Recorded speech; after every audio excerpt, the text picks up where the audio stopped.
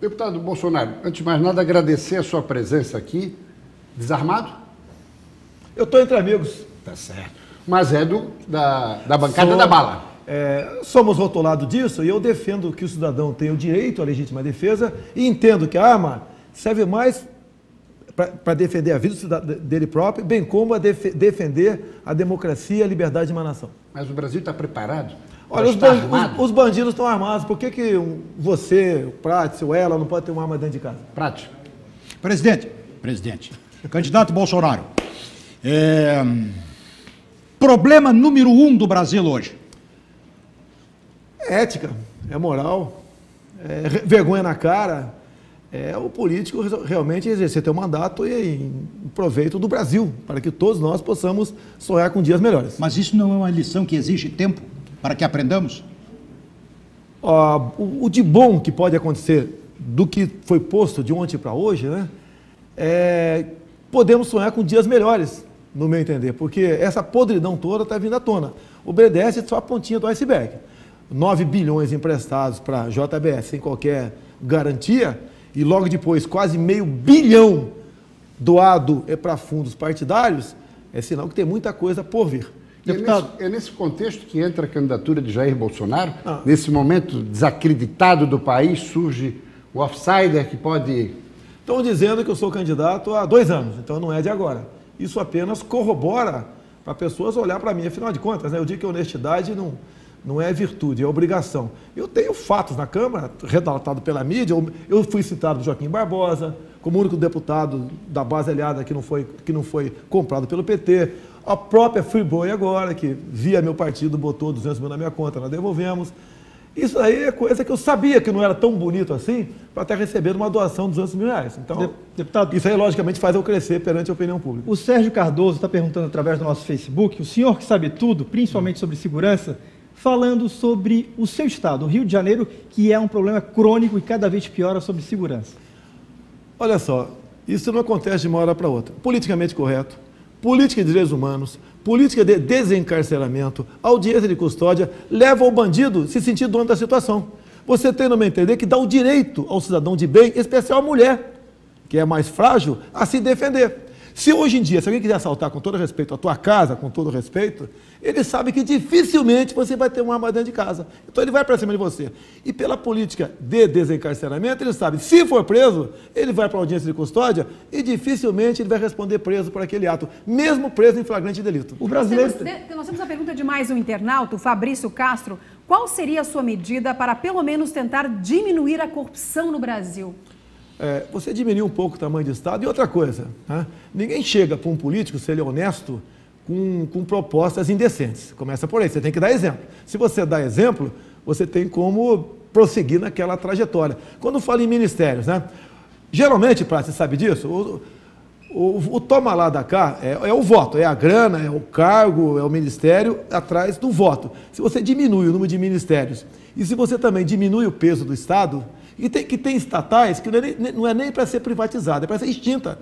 Lógico, você faz o estudo via BNDES e parte para a extinção. Diminui isso aí. E você, de imediato, quem for assumir, né, que bote um plano econômico que possa ser execuível. Abrir comércio com o mundo todo. Você não tem turismo no Brasil, que movimenta 10% do PIB, porque tem violência. Eu duvido que você queira passar uma semana com a tua família em Copacabana, no Rio de Janeiro, que é o meu estado. Duvido.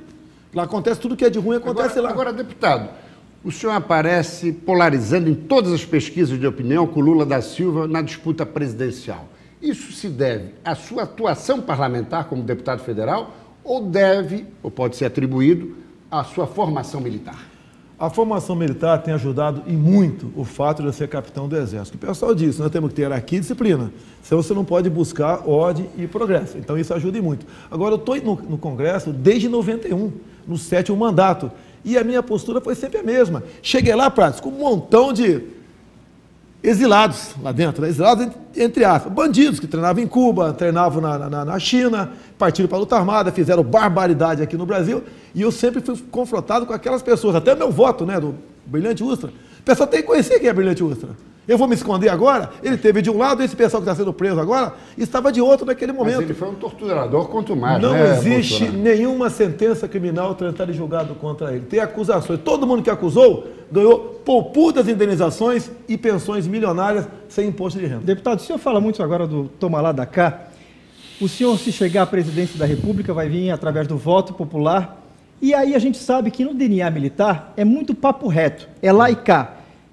O senhor, como presidente da República, como é que vai se relacionar com os deputados, com a Câmara e com o Senado? Afinal de contas, os três poderes precisam caminhar juntos. É uma pergunta realmente bastante difícil a tua, né? E boa. Se é para fazer a mesma coisa, eu estou fora. Se um dia a Câmara, vamos supor que eu seja presidente, quiser caçar meu mandato, que o casse, mas que não seja por desonestidade. Eu sei que a resposta mais fácil é uma figura de linguagem para você.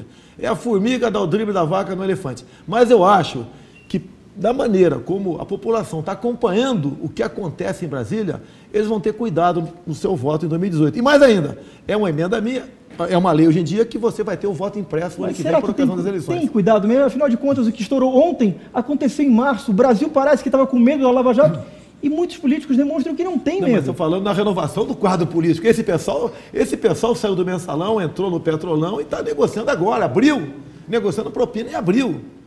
O caminho agora seria o quê? Eleição indireta pelo Congresso que o senhor integra ou convocação de eleições à presidência? Você não pode, no meu entender, buscar causuísmo. O que está na lei, na Constituição, caso o Temer fosse afastado por um motivo qualquer, eleição indireta e ponto final. Não temos que inventar, é causuísmo. Preserva o calendário.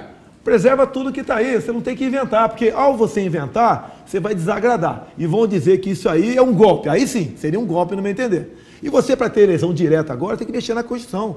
E seria bastante complicado isso daí. E você, no meu entender, dá para você compor. Se o Temer sair, entra lá o Rodrigo Maia, que está complicada a situação dele também, está saindo no Lava Jato. Presidente do Senado também, arrolado. Não, no caso agora é a presidente, né? É a presidente, não é mais o Lewandowski. Não, diga presidente do Senado também, arrolado, assim como presidente da Câmara. Exatamente, o Senado enrolado, e vai para o Supremo Tribunal Federal e morre ali, não me entender. Bom, nós estávamos melhorando da tarde, o jornal economicamente. Continua. Só um minutinho. Só para o pessoal saber que o jornal vai até 1h da tarde, mas o jornal hoje continua. Nós temos mais tempo hoje aqui no SBT Meio-Dia para o deputado. Estamos batendo 2.500 pessoas ao vivo através do Facebook do SBT Santa Catarina. E agora a pergunta que todo mundo quer ouvir. De Luiz Carlos Prates. Prates. Não, pergunta. Aqui está o jornalista ou está o fã? Que aliás, Eu sou um fã grande dele. admirador. Não, eu que sou fã dele. Eu pego de vez em quando extratos dele aqui e repercuto no meu Facebook. Teria a chance de estar ao seu lado o seu vice-presidente? Eu prefiro estar do lado dele. Deputado, nós estamos melhorando do ponto de vista econômico e isso trava tudo ou não? Não há dúvida que trava. A Bolsa está caindo. Mas estávamos melhorando? Pequena melhora, até porque estava difícil piorar economicamente falando. Os sinais que estavam dando da economia por exemplo, a flexibilização da CLT. Tá? Você pode ver, o exemplo de economia do Brasil está sendo o Paraguai. Lá você tem chance de investir sem essa burocracia toda no Brasil. Agora, para você tem que abrir a economia nossa para o mundo, não pode ficar preso, amarrado ao Mercosul, tem que investir pesado na questão da segurança pública, para você poder movimentar o turismo. Eu não vou à noite, eu acho difícil, não sei aqui como é que é em Floripa aqui, eu não vou à noite comer pizza com a minha família. Aqui é bom. Que eu poderia até unir um carro blindado, mas depois que você sai do carro, você pode ter problema. Tem que visitar mais então Florianópolis, é modelo de entretenimento, principalmente noturno. Por isso que estão perguntando aqui, e eu acho que é um assunto que está em evidência, a gente vem comentando sempre, é a reforma previdenciária e a reforma trabalhista. Qual a sua opinião? A trabalhista já passou na Câmara, eu votei favorável. Essa previdenciária que está aí, eu falei no Piauí, quando estava lá, vi dados do IBGE, a expectativa de vida do povo lá, 69 anos. Você aprovar uma previdência com 65, no meu entender, é um ato de desumanidade. E como dizia no meu tempo, o Praça também é meu colega aqui, né? Nossos pais diziam, nossa mãe, remendo novo em calça velha não dá certo. Passa agora, por exemplo, 50 para 51 anos por cada mulher, 55 para 56, combate fraude. Uma das empresas que mais deve para a INSS é a JBS Friboi, mais de R$1 bilhão. Você vê as aposentadorias fraudulentas, acaba com as incorporações, em especial do Legislativo e Judiciário, você começa a dar uma respirada. E quem assumir 2019... dá um passo seguinte. Deputado, 18 de maio, na sua opinião, presidente Michel Temer cai? Cai. Tem alguém lhe perguntando aqui, diretas já?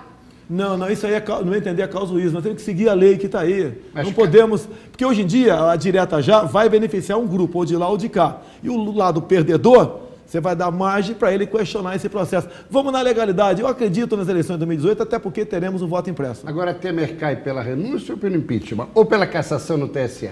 No lugar dele, você não renunciaria, porque ele perde o foro. Ele pode ser preso por lá, uma juiz de primeira instância. Tá? Eu acho que o que está acontecendo reforça a tese do TSE, ele pode perder seu mandato por lá, e da Câmara pode perder também, vai depender do presidente, mas é um caminho muito longo. Jair Bolsonaro é, sem dúvida nenhuma, um político polêmico, com teses que causam ódio e amor ao mesmo tempo. Por que essa posição tão crítica em relação às minorias? Eu não tenho posição crítica à minoria. As leis são feitas... Homossexuais... Não, mas o meu problema com o tocante a LGBT, gays, é o material escolar. Eu não posso admitir uma criancinha de 6 anos de idade ter acesso a filmetes patrocinados pelo MEC. Você pode ver. Eu tenho um vídeo do secretário de alfabetização do MEC, André Lázaro, em 2010, quando descobriu o kit gay, dizendo o seguinte: passamos 3 meses discutindo até onde a língua de uma menina entraria na boca de outra menina para fazermos um filme beijo lésbico para combater a homofobia. Não é esse o caminho. Agora, como eu não tinha um argumento para me botar no chão, partiram para o lado que eu odeio gays. Mas nem as mulheres são poupadas, Maria do Rosário que o diga.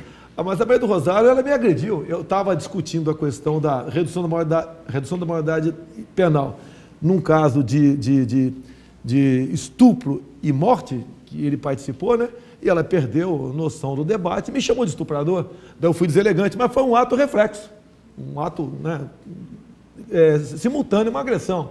E por causa disso, agora eu sou réu no Supremo Tribunal Federal. Deputado... Não é ela, não, é a posição dela. Se fosse um homem, seria a mesma coisa, diferente. Grandes, entre aspas, grandes nomes até agora acusados na Operação Lava Jato, com esta questão que envolve agora o presidente Temer, muitos estão a dizer que estes que estavam sendo acusados passam a ser beneficiados. Eu já penso que, pelo contrário, se o Temer não será poupado, eles o serão?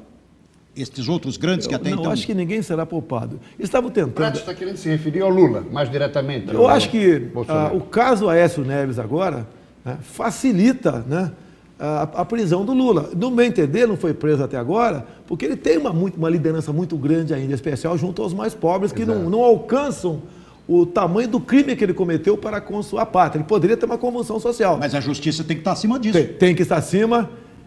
Temos que ter as Forças Armadas para garantir a lei e a ordem no nosso país também.